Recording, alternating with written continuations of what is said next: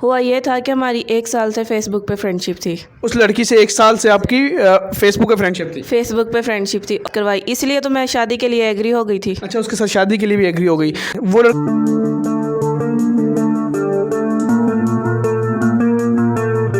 अस्सलाम वालेकुम नाज़रीन, मैं हूँ सैयद बासत अली। इस वक्त मैं मौजूद हूँ विहाड़ी में, जहाँ मेरे साथ एक लड़की मौजूद है जिसका नाम है नादिया।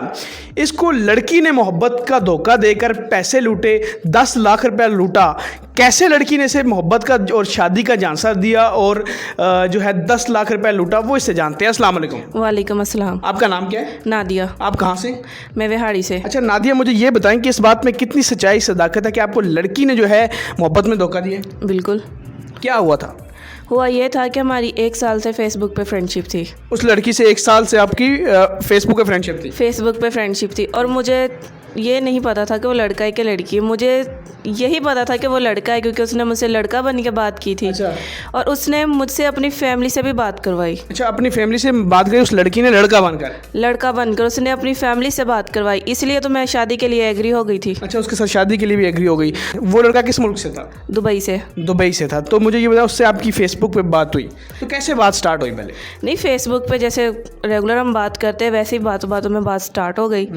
तो मुझे नहीं पता था कि ये कौन है, कहाँ से है। तो आहिस्ता आहिस्ता जैसे हमारी बात आगे बढ़ी तो मुझे फिर उसके बारे में पता चलने लगा, मुझे अच्छा लगने लगा। तो इसीलिए हमारी शादी की बात होगी। मैंने उसके पेरेंट्स से अपने घर वालों की बात करवा दी, उसने अपने घर वालों से बात करवा दी। अब वो थी लड़की और वो जो है आपको बात किससे करा रही थी, मतलब लड़का बन के?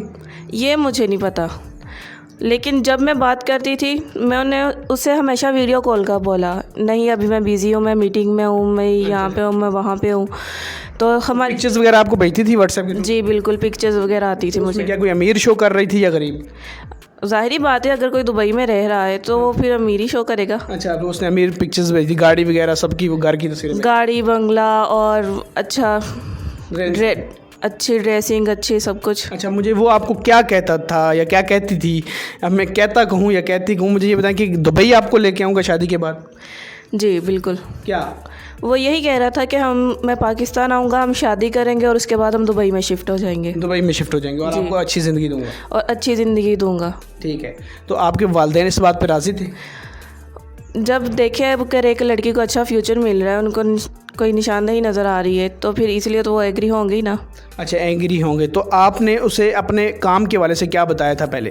मैंने उसे यही बोला था कि अभी मैं शादी नहीं करना चाहती क्योंकि मैं अपना बिज़नेस स्टार्ट करना चाहती हूँ। मैं पहले जॉब करूँगी, उसके बाद बिज़नेस स्टार्ट करूँगी। तो उसने मेरी हेल्प के लिए उसने मुझे अमाउंट सेंड की, उसने मेरी बहुत मदद की। उसने मुझे 1.5 लाख सेंड किया मुझे अपनी। मतलब जब आप अपना बिज़नेस काम की स्टार्ट किया उसके लिए 1.5 लाख उसने सेंड किया? जी, उसने मुझे 1.5 लाख भेजा। फिर अच्छा, फिर ये है कि आपको 1.5 लाख आपने उससे लिया, वो आपको फ्री में उसने दे दिया? जी, उसने मेरी हेल्प के लिए दिया। मैंने उससे अपना बिज़नेस स्टार्ट किया तो मेरे माँ बाप भी इससे बहुत खुश हुए कि एक अनजान लड़का जो कि हमारी बेटी की खातिर हमारा इतना कर रहा है।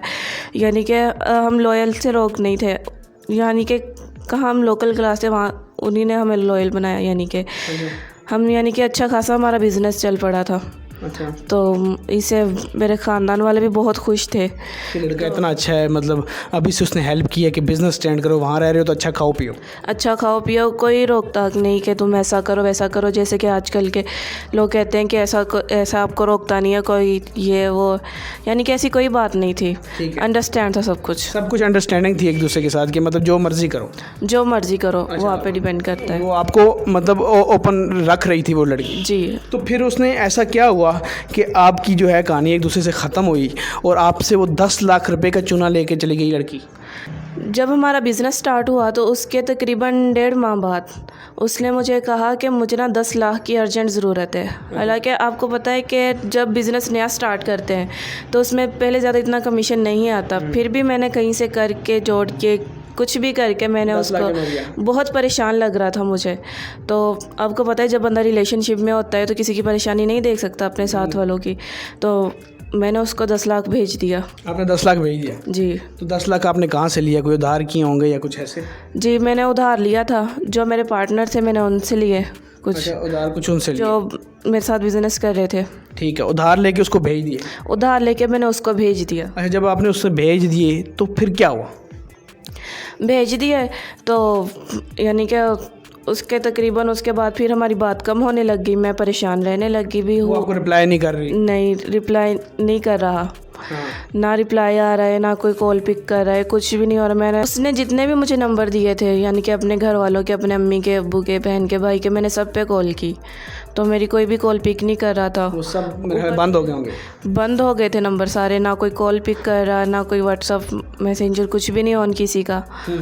तो मैंने फिर एक दिन अपनी फ्रेंड के फ़ोन से उसी नंबर पे कॉल की।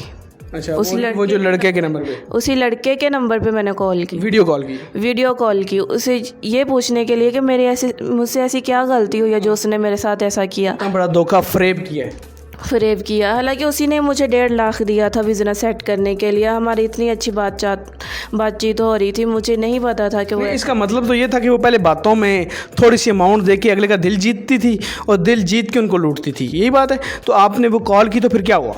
मैंने जब अपनी फ्रेंड के नंबर से उसको कॉल की तो फिर मैंने देखा कि वो तो सामने लड़की बैठी हुई है।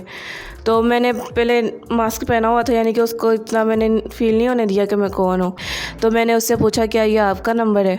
तो उसने कहा जी बिल्कुल। पहले तो उसने मेरी कॉल कट कर दी, तो फिर मैंने दोबारा कॉल की, फिर उसने कट की। तकरीबन ऐसे 4-5 कॉल कट करने के बाद एक कॉल उसने पिक ही कर ली। तो आपने मास्क ही पहना हुआ था पहले? तो जी बिल्कुल, क्योंकि मैं तो जानती थी अगर वो मुझे देखेगा तो मेरी कॉल थोड़ी उठाएगा।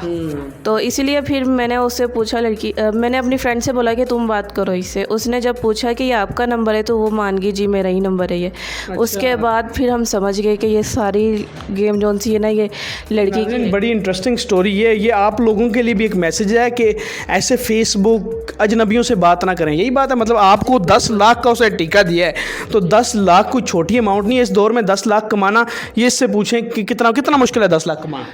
खून पसीने की कमाइयाँ निकल जाती है इसमें, खून पसीने की कमाई निकल जाती है। तो आपने अब ये वीडियो मुझे बुलाया कि यार ये वीडियो बनानी है और ये अगर कुछ हो सकता है तो वो करें, पैसे वापस लाएं, या फिर ये करें कि लोगों को बताएं कि ऐसा होने से बचाएं। तो क्या कहते हैं कि लोग फेसबुक पर अजनबियों से ऐसे बात करके, लड़कियां लड़के धोखे में रहते हैं, या अंग्रेज़ों के मैसेज आ रहे होते हैं गोरियों के, या इस तरह धोखे में वो अपने पैसे जो हैं लूट जाते हैं, उनको क्या कहेंगे आप?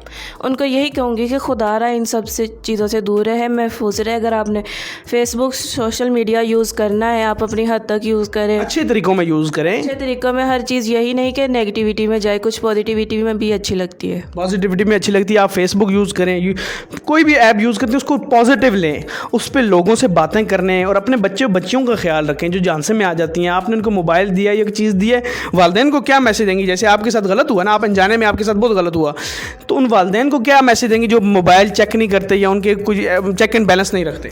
मैं यही मैसेज देना चाहूँगी कि जो माँ बाप अपने बेटियों को नहीं समझाते, उनके साथ फिर ऐसे ही धोखे होते हैं। क्योंकि अगर मेरे माँ बाप ने मुझे समझाया होता तो मेरे साथ आज इतना बड़ा धोखा नहीं होता। इतना बड़ा धोखा नहीं होता। देखें, वो एक लड़की थी, वो लड़का बनी, इससे पहले 1.5 लाख दिया, बातों में ला के 10 लाख नौसरबाजी की।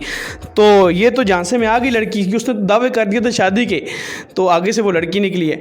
तो सोचें, आप अपने बच्चियों की खुद हिफाजत करेंगे तभी बात होगी। ये वीडियो एक बहुत बड़ा इस लड़की के थ्रू एक मैसेज है कि आप लोग खुदारा ये फेसबुक, इनसे लोग अजनबियों से बात मत करें। रिश्ता और शादी का जो कॉन्सेप्ट होता है वो तो उससे की जाती है जो बहुत ही मतलब समझने के बाद, उसको पहचानने के बाद, उसका पता चले, उसके घर का पता चले, उसे देखा हो, यही बात है। शादी कोई ऐसी ही हो जाती है? बिल्कुल नहीं। शादी जब भी करनी है अपने माँ बाप की मर्ज़ी से करें, माँ बाप की मर्ज़ी से भी करें, खुद भी करें, लेकिन तहकीक करें। तहकीक करें, पहले जान पहचान कर ले, अच्छी तरह जान ले के फैमिली कौन है। खुदा आजकल सोशल मीडिया के अलावा रियलिटी में भी धोखे बहुत सारे हो रहे हैं। रियलिटी में भी धोखे बहुत ज़्यादा रहे हैं, तो शादी के धोखों से बचें। इस तरह 10 लाख रुपए उस लड़की ने इससे लूट लिया है शादी का झांसा दे के। तो आप सोचें, आप अगर इस तरह किसी अजनबी से बात करेंगे तो आपको कितना बड़ा नुकसान हो सकता है। ये तो लड़की है, इसको तो बातों में आ गई है, आप भी बातों में आ सकते हैं। तो खुदारा खुद भी अपनी ख़वातीन, अपने बच्चियों की हिफाजत खुद करें।